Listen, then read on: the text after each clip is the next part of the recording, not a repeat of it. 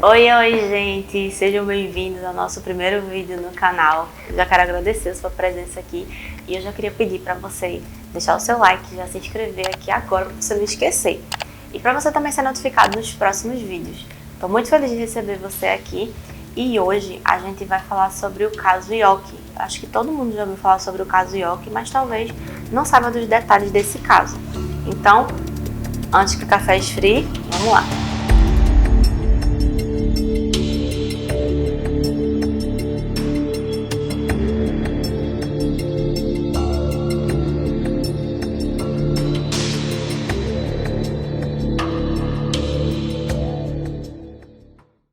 O caso Yoki aconteceu em maio de 2012 em São Paulo e a gente vai começar falando sobre Elise Araújo Kitano Matsunaga, que é a assassina confessa de Marcos Kitano Matsunaga.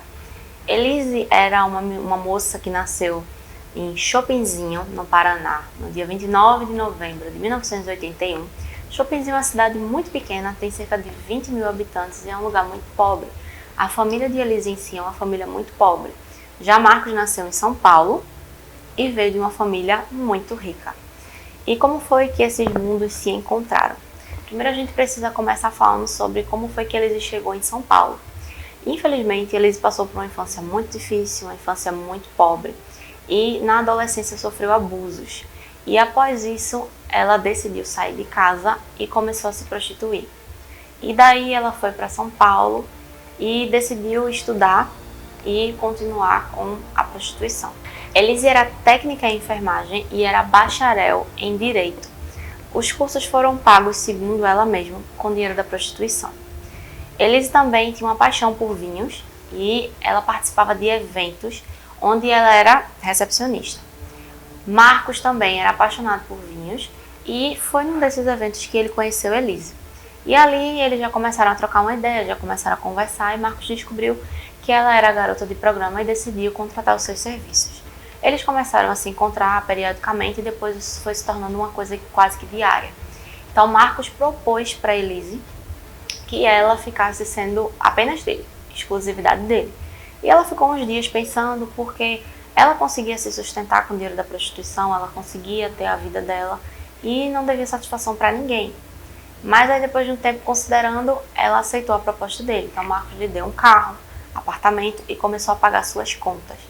Mas Marcos era um homem casado, tinha uma filha e mesmo assim ele continuou se relacionando com Elise durante 4 anos. Após esses 4 anos, ele decidiu pedir o divórcio da esposa e apresentou Elise para sua família como uma moça que ele iria casar. Marcos nunca contou para a família o passado de Elise. E aí eles se casaram, tiveram uma festa muito luxuosa. Os convidados que estavam naquela festa falaram que foi assim, coisa de outro mundo, não? Festa chiquérrima, só alta sociedade, tudo do bom e do melhor. E após o casamento eles foram morar num quadriplex. Marcos comprou um duplex em cada prédio, esses prédios eram juntos assim, ele comprou e ele uniu esses 2 duplex. A gente diz então que é um quadriplex. E era uma vida de muito luxo que eles levavam. Marcos proporcionou para Elise uma vida de princesa, então Elise viajava para onde ela queria, ela comprava tudo que ela queria, não havia limite de gastos para Elise. Então se ela queria viajar para um lugar, ela viajava, se ela queria comprar uma bolsa, ela comprava o que ela quisesse. Marcos estava sempre realizando todos os seus desejos. Eles eram um casal que tinha uns gostos assim bem excêntricos. Então eles gostavam de caçar, eles gostavam de atirar, eles eram ótimos atiradores. Elise era uma atiradora assim impressionante. Eles também tinham alguns hobbies estranhos, como por exemplo ter uma jiboia dentro de casa e eles gostavam de assistir a jiboia matando os ratinhos e comendo. E eles também tinham algumas coisas assim dentro de casa bem interessantes. Quando eles fizeram esse quadriplex aí, eles reservaram um quarto, transformaram esse quarto numa super adega climatizada, com tudo que havia direito. Essa adega estava avaliada entre 2 e 3 milhões de reais. Fora que eles fizeram uma parte dessa adega para armazenar charutos, que estava avaliado em mais ou menos R$500 mil. E o banheiro desse quarto eles desmontaram e transformaram num arsenal. Tinha arma de tudo que vocês possam imaginar. De todo modelo, de todo calibre, de todo tamanho. Tinha arma de todas as formas que vocês possam imaginar. Por causa desse hobby, os amigos dele chegavam a dizer que quando ele gostava de uma coisa, ele ficava fissurado naquilo. Então, como ele gostava de caçar, de atirar, então ele investia nisso. Inclusive, a arma que foi usada no crime foi um presente dele para Elise. E, após o casamento, eles viveram algum tempo felizes. Elise estava tentando engravidar e no meio dessa felicidade, no meio dessa convivência, Marcos não havia perdido a sua mania de amantes. Ter amantes para ele era algo que o satisfazia. Então Elise começou a desconfiar, pegou uma troca de e-mails dele com uma pessoa, uma mulher, e aí ela começou a questioná-lo e nesse meio termo aí, nesse meio dessa confusão, ela descobriu que estava grávida. E aí ele pede perdão para ela, fala para ela que não vai fazer mais e que ali ele quer se dedicar à família. E aí ela perdoa ele e a criança nasce. Só que ao contrário do que ele havia prometido, não aconteceu. Ele continuou tendo amantes, ele continuou se relacionando com outras mulheres, inclusive nos sites de garotas de programa onde a própria Elise se anunciava, ele continuava observando esses sites e contratando mulheres por esse meio. E aí o que acontece? A Elise começou a ficar muito aborrecida com essa situação, porque ela já havia sido a amante. Então ela sabia como as coisas funcionavam. Ele era casado, deixou a esposa para ficar com ela, e ela sabia que ela era a próxima a ser ex-mulher dele. E ela sabia que perderia muito dos benefícios financeiros, ela não ia ter mais aquela vida de princesa que ela tinha, então era muita coisa em jogo. Ela diz que ele ameaçava constantemente tirar a guarda da menina dela, ele dizia que ninguém daria a guarda da criança para uma prostituta, né? Ele sempre passava na cara dela que ele tinha tirado ela daquela vida, que se ela tinha alguma coisa na vida era por causa dele. Ele gostava sempre de deixar isso bem claro para ela. E aí eles começam a ficar incomodada com aquela situação e ela decide contratar um detetive particular para seguir Marcos. E aí ela tem uma ideia, ela diz para ele que quer ir para Chopinzinho, né, no Paraná, ela quer visitar a mãe dela, porque a mãe dela não conhecia a filha. E aí ele concorda, né, vai ficar livre dela por alguns dias. Só que Elise, antes de ir, ela deixou acertado com a empregada. Quando ele sair de casa, você vai me ligar e eu vou avisar pro detetive. E aí ela deixou tudo armado, deixou a Arapuca armado para pegar Marcos. E aí ela foi embora para Chopinzinho no dia 17 de maio. Ela pegou o avião, foi embora, ela, a babá e a menina foram para casa da mãe dela, e no mesmo dia que ela saiu, a empregada ligou para ela e contou para ela que ele estava arrumado, estava saindo de casa, e aí ela ligou para o detetive, explicou para ele a situação, e ele começou a seguir o marido dela. E aí ele constatou que sim, ele estava tendo um caso, inclusive ele levava a amante para o mesmo restaurante que ele levava a esposa. E aí ele descobriu que aquela menina já tinha ganhado um carro, já estava num apartamento, já era exclusiva dele, exatamente a mesma coisa que ele fez com ela, ele estava fazendo com aquela moça. E aí ela se irrita com aquilo, e a viagem dela, que não tinha dia para acabar, acabou. No dia 18, ela ainda deu mais um dia para o detetive pegar mais alguma coisa. Por quê? Ela havia conversado com a advogada, e a advogada falou para ela que ela deveria reunir provas para que quando ela fosse entrar com o pedido de separação, ela alegasse para a justiça e tivesse como provar que ela estava sendo traída, estava sendo desonrada, e ela conseguisse um acordo que trouxesse benefícios para ela. E aí ela vai dar essa incumbência para esse detetive, o detetive faz vídeos, o detetive tira fotos, o detetive faz toda a documentação da traição. E aí ela, no dia 19 de maio, ela vai para Cascavel, pega o avião, mas antes de chegar em Cascavel, ela para numa loja de material de construção e ela compra uma serra elétrica, tá? E aí ela vai para Cascavel, pega esse avião, avisa para ele que tá voltando para casa, e ele vai recebê-la no aeroporto. Chegando em São Paulo, eles entram no carro, o clima já tá tenso. E aí chega em casa, a babá sobe, dá um banho na menina e eles dispensam a babá. A babá vai embora, fica só ele, a criança e ela dentro de casa.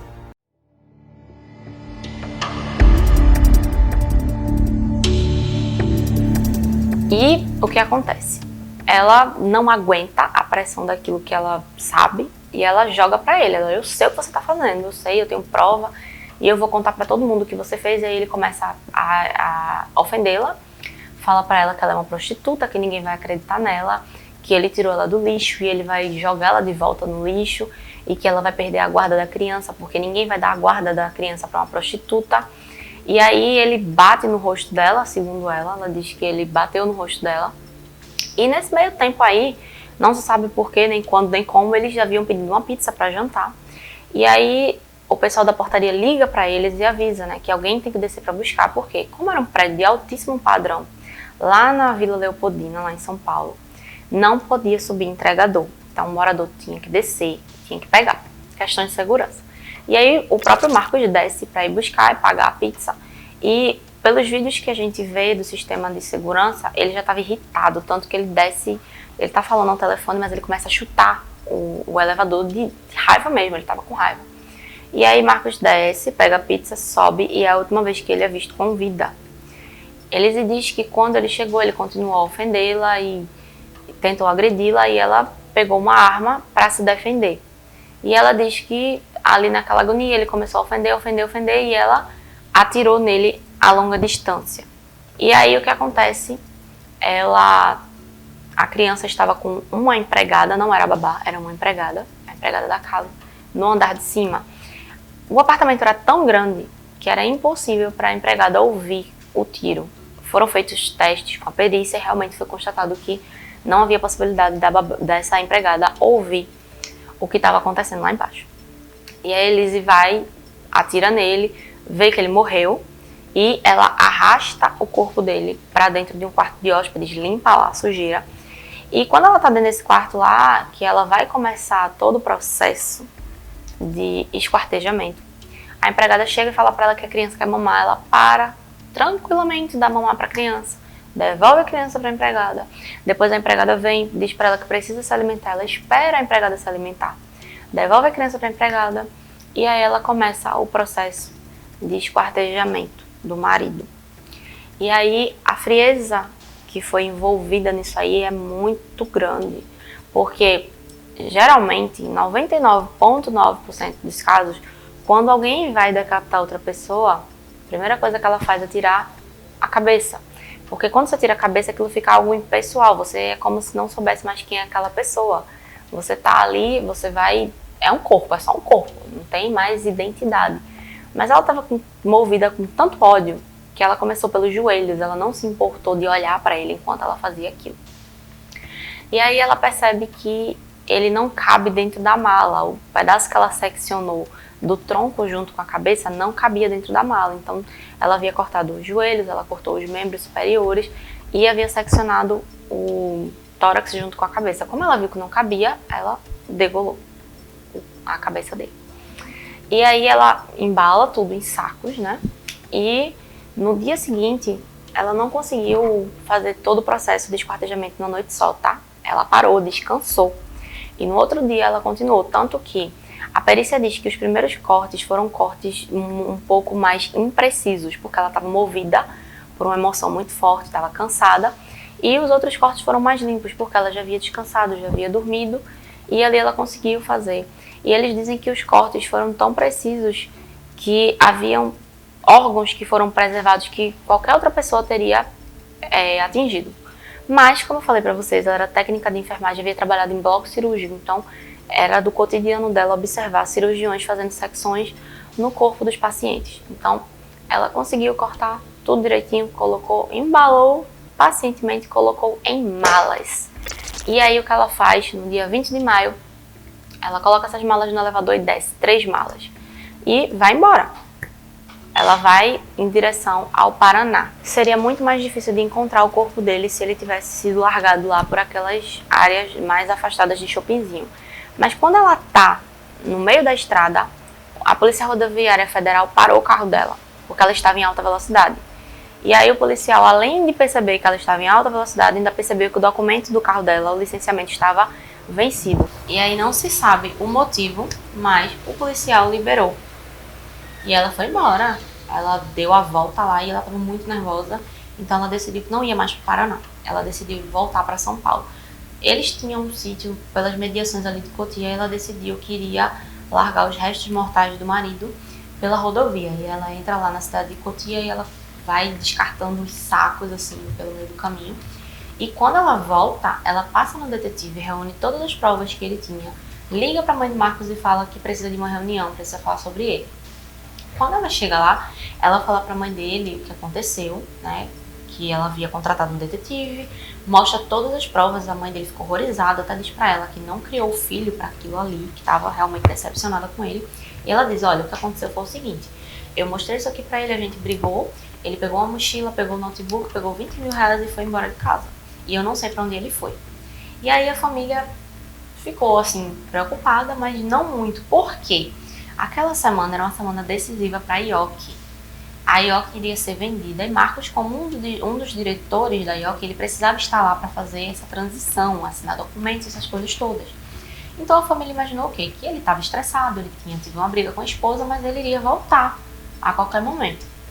E aí os dias foram passando e ele não voltava. E aí o que ela fez? Ela pediu para uma empregada depositar dinheiro na conta dele para movimentar a conta. Ela estava com o notebook dele, então ela mandou e-mails, né? Dizendo, olha, avisa pra Elise e pra minha mãe que tá tudo bem, eu não posso falar agora, daqui uns dias eu tô de volta e tal, pra continuar com a historinha toda, né? Só que aí a família já estava muito preocupada, pensando que havia acontecido um sequestro, registrou um boletim de ocorrência de desaparecimento. E a polícia começou ao procedimento que tem que fazer, de busca, essa coisa toda. E aí o que aconteceu? Enquanto na capital se estavam investigando um desaparecimento, um jornalista foi informado que parte de corpo humano tinha sido encontrada em Cotia. Então ele foi para lá e começou a chamar a atenção para o caso. Foi achado uma mão, né, um braço com uma mão. Foi levado para o IML e a ordem era o seguinte, tratar cada pedaço do corpo como se fosse uma peça única. Então não era para considerar que aquele corpo que aquelas partes eram de um corpo só. Era para considerar que aquilo ali eram peças únicas para que no final, quando achasse tudo, fosse fazer um exame de DNA, pudesse dizer que aquilo era uma pessoa, era a mesma pessoa. E aí foram se passando os dias e pedaços foram sendo achados até que foi achada a cabeça dele. E aí foi constatado que era um homem oriental e o perito disse que eles perceberam que era uma pessoa assim mais distinta pelas roupas, né? O policial chegou a dizer que aquela calça que ele estava usando custava cerca de 2 meses de salário, né? Então era uma pessoa que tinha uma condição social boa. O perito disse que a cueca que ele vestia era uma cueca de padrão altíssimo, era uma cueca que chega a custar mais de 300 reais. Então, eles sabiam que era alguém que era importante, alguém que tinha dinheiro. E aí, quando achou a cabeça, eles fecharam esse ciclo e identificaram o Marcos Matsunaga. Já estava em decomposição, mas ainda conseguiram fazer reconhecimento, fizeram exame de DNA, essa coisa toda, e foi constatado que realmente era ele. Depois que o corpo do Marcos foi encontrado, foi transportado para o IML, lá eles tiveram certeza de que aquelas partes eram do mesmo corpo. Começou o processo de identificação, como eu falei para vocês, foi possível identificá-lo. E aí a polícia começa uma investigação não mais de desaparecimento, mas de homicídio. Estava bem claro que aquilo era um homicídio, eles encontraram a marca do tiro na cabeça dele. E a polícia tem que começar sempre pelos que estão mais perto.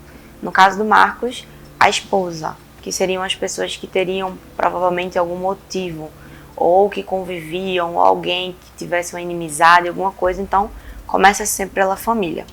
E aí o delegado começou os trabalhos já com a perícia foi lá, solicitou um momento específico para poder fazer o teste do luminol. Se você não sabe o que é luminol é uma substância que reage em contato com o ferro, então ele meio que acende, né? Ele dá uma oxidorredução e ali movimenta o produto e mostra se houve sangue ali. Só que quando você acha o sangue, você precisa fazer o teste de DNA para saber se aquele sangue é da vítima, se aquele sangue é de algum animal. Ele vai reagir com ferro, qualquer substância que tenha ferro.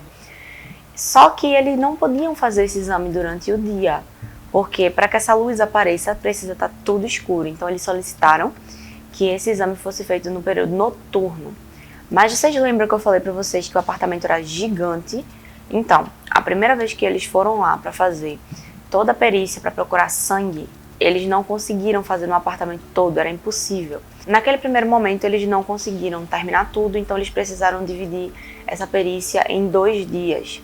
E aí o delegado já estava assim, bem ligado em tudo que estava acontecendo, já estava observando, e aconteceu uma coisa muito interessante. Antes um pouco da perícia ir lá fazer os exames, o irmão do Marcos, junto com outro funcionário da IOC, foram lá na casa da Elise e falaram para ela que vamos procurar, vamos ver as fitas do elevador para ver se a gente consegue descobrir por onde foi que ele saiu, quando foi que ele saiu, o que é que ele estava carregando. E aí eles foram lá no síndico, solicitaram as fitas para poder assistir, para ver o que tinha acontecido. E aí eles vão pro apartamento com essas fitas, pedem uma pizza também, né? Tem uma história aí com pizza. E começam a assistir as fitas e Elise se derramando em lágrimas, né? Aquela coisa, toda aquela cena. E eles observam que só tem filmagem de Marcos descendo, pegando a pizza. Ele sobe e não desce mais. E eles começam a tentar descobrir se tem algum ponto cego ali, algum elevador que não tem filmagem, algum modo dele sair sem ser visto, e eles descobrem que não. Então o delegado já fica sabendo disso também. E ele começa a juntar as coisas, era muito estranho. Como é que só tem filmagem dele subindo, não tem filmagem dele descendo e ele some. Não tem vestígio dele dentro de casa, ele não está escondido. E a mulher sai no dia seguinte com 3 malas. Então era muita coisa que precisava ser observada para juntar as pecinhas e chegar no final disso. Então o delegado, que já tinha uma certa experiência, em contato com a perícia, né? Os peritos falam para ele o que estavam observando dentro do apartamento. O delegado vai lá confrontá-la, mas, como eu tinha falado para vocês, eles tinham um acervo de armas enorme dentro de casa. E o delegado ficou com medo de repente subir e ela tá desestabilizada e atirar nele também. E aí, o que ele faz? Ele leva uma escrivã junto com ele, pede para que ela suba e diga para Elise o seguinte: olha, a gente é do serviço social, a gente precisa conversar sobre a criança. E a Elise vai e desce. Quando ela desce, ela não espera que o delegado vá estar lá embaixo. E aí ele chega e confronta ela e diz o seguinte: Elise, o que foi que aconteceu lá em cima? Por que é que você matou o seu marido? Então naquela hora ela não tem uma reação de responder, ela para e fica congelada olhando para o delegado. Então isso para o delegado já foi um indício muito forte de que tinha sido ela. Ela demora alguns minutos para conseguir olhar para o delegado e dizer: não, eu não matei o meu marido. E aí o delegado sobe com ela, ele fala assim para ela: olha, Elise, você estudou direito, você é bacharel em direito, eu tenho um mandado de busca aqui, você sabe como é que a gente tem que proceder, você vai ligar para os seus advogados e a gente vai proceder nessa busca. E aí o advogado dela chega, eles sobem. Quando chega lá, ele diz: Elise, eu quero as suas roupas. E aí ela entrega as roupas pra ele. Por quê? Porque ela já tinha lavado aquelas roupas. Então na cabeça dela não tinha como achar nada naquelas roupas. Só que o delegado foi mais além e ele disse pra ela: agora eu quero as botas que você usou. E aí ela dá aquela travada assim, acho que na mente dela acendeu uma luz de não lavei as botas. E aí ela entrega as botas pra ele e ele diz assim pra ela: você sabe que eu te peguei, né? Porque as botas estão sujas de lama. Se eu comparar com a lama do local do crime, eu vou ter um resultado positivo. Então ali ela já fica, né, desesperada.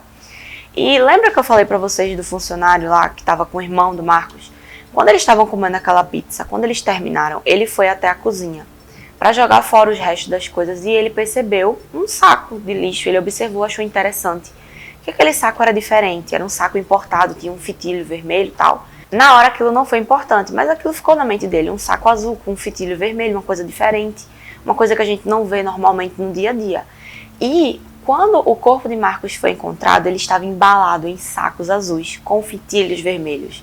Então isso já foi mais uma das peças que foi sendo assim colocada nesse quebra-cabeças e que foi cada vez mais sufocando Elise.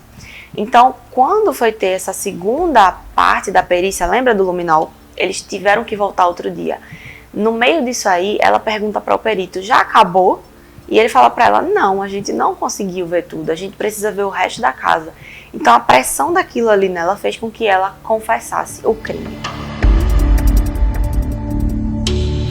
Quando Elise percebeu que ela estava ali sem ter mais o que falar, ela e o advogado, né, os advogados dela, começam a ver qual vai ser a estratégia. Então, a estratégia era o quê? Confessar o crime.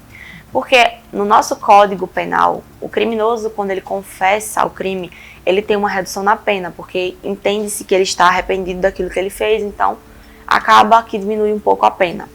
E aí ela é conduzida para a delegacia, né? Por quê? Ela confessou, mas precisa se fazer um registro daquilo que ela estava confessando. Então o delegado conduz ela lá para a delegacia, de homicídios para que ela grave isso aí. Então, ele pergunta o nome dela, ele pergunta o estado civil, pergunta para ela, é interessante, diz assim para ela: Elise, qual é o seu estado civil? E ela para assim, olha e diz: viúva, né? Então ela meio que tem um tempo ali para pensar, tipo, o que eu vou dizer? Eu vou dizer que eu sou casada? Não, eu sou viúva, eu matei o meu marido. E ali ela confessa o crime. E o que é que acontece após a confissão? Ela já vai ficar detida porque ele já tinha um mandado de prisão preventiva para ela, porque já tinha indícios suficientes. E aí ele leva, ela vai ficar encarcerada e passa um dia, mais ou menos, tem o que a gente chama de reconstituição de crime, né? Que na linguagem jurídica se chama de reprodução simulada. Então eles voltam lá para aquele apartamento, né? Para aquele mundão de apartamento, junto com a perícia. Quando ela chega no apartamento, ela começa a contar para o perito o que é que aconteceu, para que ele possa confrontar a versão dela com as provas. A casa tinha armas espalhadas por todos os cômodos, porque eles tinham medo que algum invasor entrasse e eles não tivessem tempo de chamar a polícia. Então, como eles eram atiradores, eles tinham certeza que se eles conseguissem pegar a arma rápido, eles teriam tempo suficiente para reagir, se defender a família. E aí o que acontece? Eles começam a contar, ela diz que ele estava muito aborrecido, muito nervoso, porque ela havia confrontado ele com as provas da infidelidade dele. E ela diz que ele deu um tapa na cara dela e que ele começou a xingá-la, começou a ameaçá-la. E aí ele desceu, pegou a pizza, voltou, e quando ele voltou, ela diz que ele continuou ofendendo, continuou dizendo que ia tirar a filha dela, dizendo que ela era uma prostituta, e ofendeu ela de todas as maneiras possíveis. E ela diz que no meio dessa briga, ela pegou a arma para se defender e ela começou a apontar para ele, ele continuou a ofendê-la e estava vindo para cima dela, e foi quando ela atirou à distância. Ela diz que o tiro foi à distância e como ela era uma ótima atiradora, ela não teve problema para acertar na cabeça dele. Ok, a perícia vai anotando tudo que é falado para fazer esse confronto. Só que existia um problema muito sério em relação ao que ela disse, porque ela disse que conseguiu olhar nos olhos dele. Então, se ela conseguiu olhar nos olhos dele, a cabeça dele estava prostada para frente, em direção a ela. Quando eles começaram a fazer a perícia para ver qual foi a trajetória da bala, eles perceberam que a trajetória veio de cima para baixo e que o tiro foi praticamente a queima-roupa, porque havia uma marca, uma tatuagem que eles chamam, no local de entrada da bala, e a bala ficou presa dentro do crânio. Então a versão dela de que ela teria atirado a longa distância não batia, porque quando o tiro é a longa distância, não existe a tatuagem, a queimadura de pólvora no local de entrada da bala. Então aí a perícia já começou a quebrar toda a história dela, né? Eles também tinham uma percepção, alguns peritos tiveram uma percepção de que havia mais alguém com ela dentro do apartamento que teria ajudado nesse crime. E alguns peritos concordam, outros não. Caso vocês queiram ver toda a descrição detalhada de como foi a perícia, eu vou deixar aqui na descrição o link do perito Ricardo Salada. O Dr. Salada é um perito muito experiente, inclusive ele também fez a perícia do caso Richthofen. Então é uma pessoa que ele explica muito bem o que foi que aconteceu. Eu não vou falar como foi detalhadamente a perícia, porque senão esse vídeo vai ficar com muito tempo e vai ficar muito cansativo para vocês assistirem. Mas quem tem muito interesse em saber como foi a perícia, vai estar aqui na descrição, tá? Continuando, como eu estava falando para vocês, alguns peritos acham que ela teve ajuda e outros acham que não.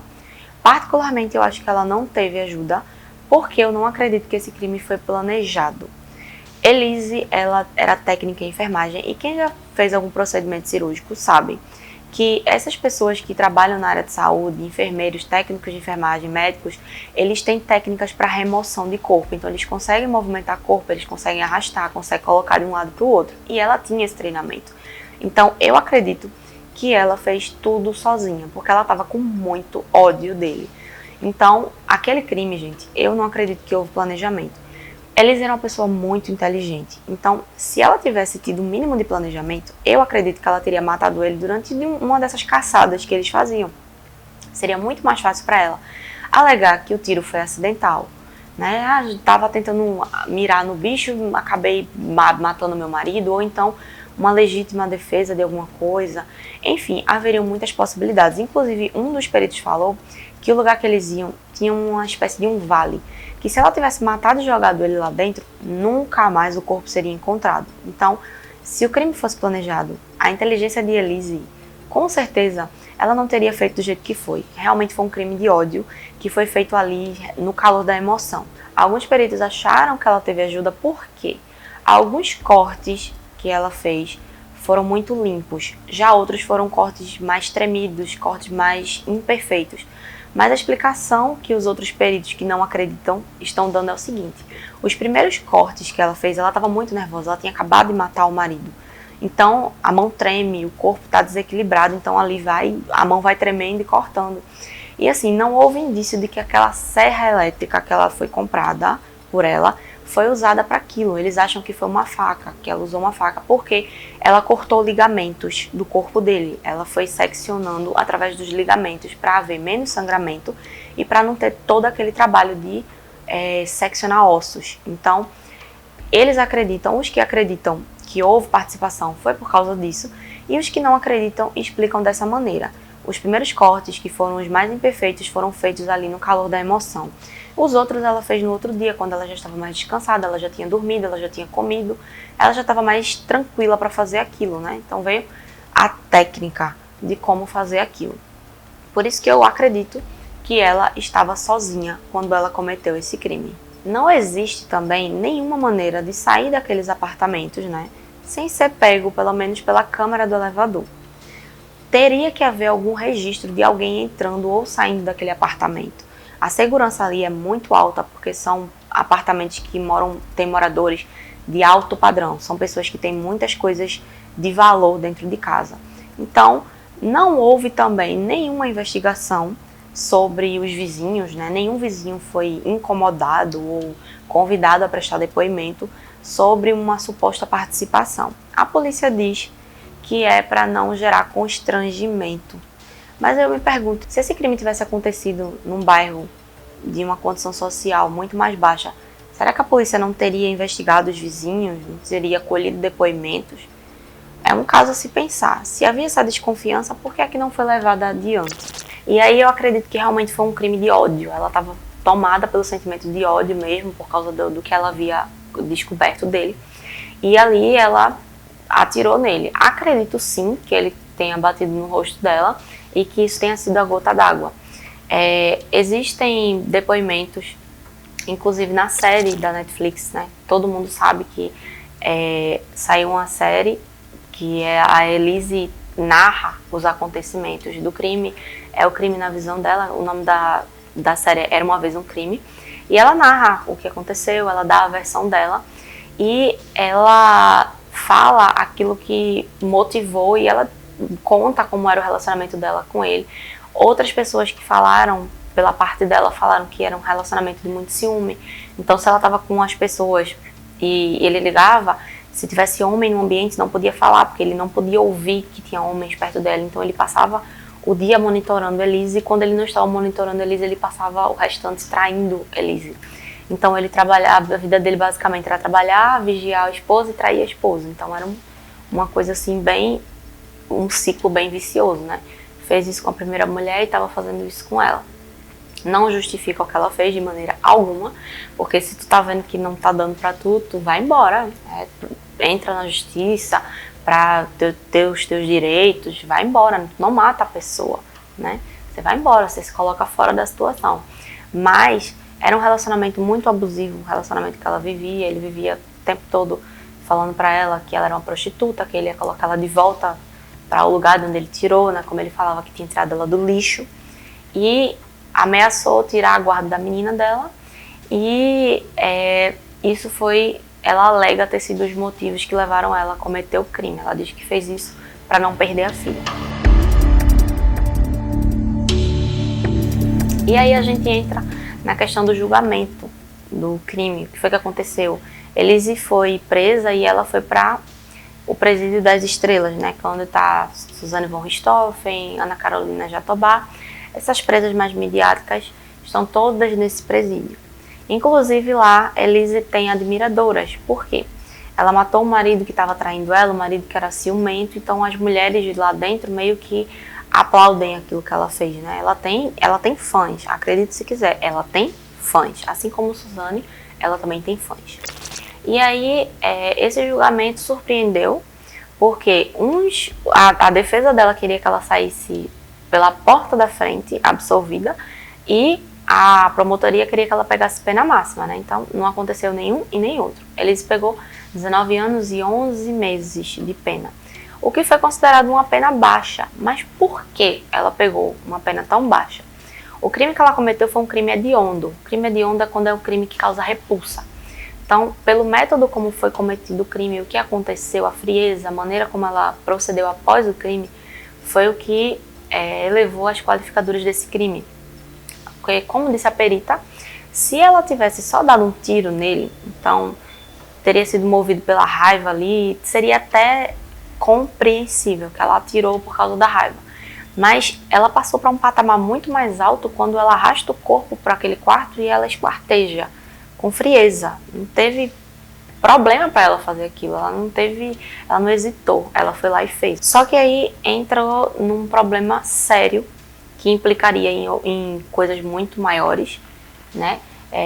O que aconteceu? A perícia disse que Marcos não morreu do tiro. O que aconteceu? Quando ele levou o tiro, ele teve morte cerebral, ele entrou no processo de morte cerebral, mas ele continuava respirando e continuava com o coração batendo, obviamente. Então, o que aconteceu? Na hora da degola, ele aspirou o sangue que foi parar no pulmão dele, que foi a causa da morte. Ele morreu afogado no próprio sangue. Então, eles queriam colocar isso como uma qualificadora, né? O meio cruel, como ela lidou com o corpo dele. Mas aí o que acontece? Os advogados dela tiveram uma jogada de mestre. Se ele ter levado o tiro e ter entrado em morte cerebral não contasse como uma morte, então a gente coloca em jogo todo o sistema de doação de órgãos. Por quê? A maioria dos órgãos são doados quando o paciente está em morte cerebral, mas ele está respirando, o coração está batendo, é isso que preserva os órgãos. Então, se a justiça acata que ele não morreu do tiro e que ele morreu por causa da aspiração do sangue, então ele teria que considerar que os pacientes, quando vão ser retirados os órgãos, estão vivos. Então estariam sendo assassinados ali quando os órgãos estão sendo tirados. Então eles excluíram isso do processo dela, né, o que diminuiu bastante a pena dela. E ela confessou o crime, então isso também reduz, porque dá aquela sensação de que ela se arrependeu daquilo que ela fez, estava arrependida, confessou, então a pena já diminuiu. Tanto que ela já está há algum tempo tendo as saidinhas. E foi nessas saidinhas que ela gravou essa série, né, essa série documental com a Netflix. E a família também tentou, uma prima dele chegou a dar um depoimento, onde ela tentava assim, desclassificar a Elise de uma maneira terrível, né? O crime que ela cometeu não tem justificativa. Não tem como dizer assim, fez por causa disso. Não. Assassinato é um crime que não tem por que justificar. Mas a gente precisa entender como foi que ela chegou nisso, né? Qual é o limite que o ser humano chega para cometer um crime desse. Então, quando perguntaram para a prima dele assim, como era o seu primo? Ela, meu primo era uma pessoa muito educada, uma pessoa muito culta. E será que uma pessoa ser educada e ser culta é um pré-requisito para ser um bom marido? Será que ele não era uma pessoa que realmente produzia um terror psicológico sobre ela? Mais uma vez eu repito, não é justificativa, ela devia ter ido embora, pega a filha dela e vai embora, e depois lutava pela guarda, qualquer coisa. Mas existe um contexto nesse crime que precisa ser realmente avaliado, né? O crime não tem justificativa, mas existem coisas que levam a isso. E quando a Elise foi presa, vocês sabem que os presos precisam passar por testes psicológicos e foram detectados traços de psicopatia nela. Por quê? A psicopatia não está no ato de matar. Então, a psicopatia dela foi ali atestada no momento em que ela esquarteja o marido sem ter nenhum problema para isso. Ela para amamentar a filha, ela para babá poder se alimentar. Então, ela estava fazendo aquilo como se fosse uma coisa natural, né? Nada de diferente, nada de estranho para ela aquilo. E a gente para pensar o seguinte: Elise Matsunaga tem um diagnóstico de psicopatia, mas Suzane von Richthofen não tem. Por que Suzane von Richthofen não tem? No próximo vídeo eu vou explicar pra você por que é que ela não recebeu esse diagnóstico, quando o crime dela talvez tenha sido até pior do que o da Elise. Mas, voltando à série, eu não vi a série como uma romantização. não vi uma série para justificar. Eu vi uma série que ouvi o lado dela, né? A gente sabe que, obviamente, ela estava muito bem instruída pelos advogados, né? Ela estava prestando ali o depoimento dela, mas a gente percebe que tem muita coisa ali dentro que uma hora ou outra vai explodir. Coisas que ela sabe, coisas que ela presenciou, coisas que ela viu e que a família talvez não tenha conhecimento e que no momento certo ela vai utilizar isso. Tem uma youtuber aqui que eu gosto muito dela, que é a Joyce Rodrigues, que ela diz o seguinte, que ela tem certeza absoluta que vai chegar uma hora que Elise vai conseguir a guarda da filha de volta, justamente por causa dessas coisas que ela sabe e que ela ficou calada esse tempo todo, gente, de 2012 até 2021, ela não deu nenhuma entrevista. E quando ela decide falar, ela faz esse documentário, né? Ela teve episódios para falar de tudo, para falar da vida dela, para falar do casamento, para falar do crime em si. E ela diz que ela só precisa dar satisfação para a filha dela. Então, ela diz que no dia que ela tiver com a filha dela, ela vai contar para a filha dela o que aconteceu, ela vai contar os motivos, ela vai contar tudo. E a gente não sabe se essa menina, né, que hoje já deve ter na faixa de 9 para 10 anos, se ela vai querer ouvir, se ela vai querer ter esse contato com a mãe. Mas, assim como a Joyce Rodrigues, eu também acredito que essas coisas que ela tem guardada, que ela diz que não conta, uma hora ou outra ela vai usar isso para conseguir a guarda dessa menina, ou para conseguir uma aproximação dessa menina, que é a filha dela, né? Ela diz que fez tudo isso para não perder a filha, mas ao mesmo tempo que a gente vê uma mulher que mata o marido porque diz que fez por amor à filha, a gente vê uma pessoa totalmente fria que conseguiu amamentar a filha enquanto esquartejava o próprio marido. Ela ainda está em regime semi-aberto e ela só vai ter o regime aberto no ano de 2035. Mas a gente sabe que existe progressão de pena, bom comportamento, trabalho, essa coisa toda que vai diminuindo toda essa pena. Então, houve uma preocupação da justiça em relação a esse crime, porque como a pena dela foi uma pena considerada baixa, a justiça tinha medo de estimular outras mulheres a fazerem isso. Então, se você vive num relacionamento abusivo, você não mata a pessoa, você vai embora, você sai dele, você pede ajuda, você denuncia, porque ela dizia que teria feito aquilo para não perder a filha, mas ela perdeu a filha. Então, matou para ficar com a filha e acabou sem a filha. É um crime que no final das contas não fechou, né? Ela diz que tudo foi por causa do abuso psicológico que ela viveu no casamento, que já foi culminando de acordo com tudo que ela passou na vida dela, toda a trajetória de vida dela, que é muito complicada. E aí isso aí foi uma gota d'água para ela, ela explodiu, acabou matando o marido para não perder a filha e ela perdeu a filha. Então, o crime nunca compensa. O crime jamais compensa. Uma hora ou outra, aquilo que você fez vai te colocar numa situação muito difícil, que é o caso dela. Hoje, ela perdeu a vida que ela não queria perder, ela perdeu a filha, ela vive dentro de um presídio, sai para trabalhar, mas ela vive apenas a lembrança daquilo que um dia foi a vida dela, né? E um detalhe também que chamou minha atenção é que ela matou o marido e ela teve a capacidade de comprar uma bolsa de R$8.000. É como se ela tivesse colocando coisas sobre a posse dela para que quando acontecesse alguma coisa, ela tivesse alguma coisa, algum dinheiro, algum bem para continuar a vida dela. E a gente sabe que se ela tivesse pedido o divórcio, ela iria receber uma pensão. E quando ela comprovasse o que aconteceu, toda a traição, toda a exposição que aconteceu, com certeza ele teria que indenizá-la por danos morais, alguma coisa assim. Ela não viveria a vida de princesa que ela tinha, mas ela teria uma vida confortável. Então, o crime foi sim por dinheiro, o crime foi por ódio, por essa traição, sim. Foi todo um conjunto de coisas que levaram ela a cometer um crime com essa barbárie. Então, Elise é um exemplo de alguém que não soube lidar com os próprios fantasmas dentro de si, alguém que não soube lidar com a própria raiva e acabou com a própria vida, ficou longe da filha, destruiu a família do marido, porque a mãe dele ficou muito tempo internada com problemas de coração. Por causa disso, não é uma mulher que não merecia, apesar dos erros do filho, a mãe não merecia. E eu acredito que, independente daquilo que o ser humano faça, ele não merece pagar com a vida. Então, se ele fazia tão mal para ela, saía de casa e ia embora. E com isso a gente conclui esse vídeo. Se você quiser mais informações, você pode assistir essa série documental na Netflix. Eu vou deixar aqui na descrição todas as fontes que eu usei para fazer esse vídeo, tá? Todos os vídeos que eu assisti. E também tem um livro do Ulysses Campbell, tá? Que você pode, se você quiser comprar, tem a versão digital e tem a versão física também, que conta a história da Elise Matsunaga. Ele também tem livro sobre a Suzanne von Richthofen. Você pode assistir também a perícia, né, o vídeo dos peritos falando sobre o caso, que também é muito interessante, que você vai entender bastante coisa.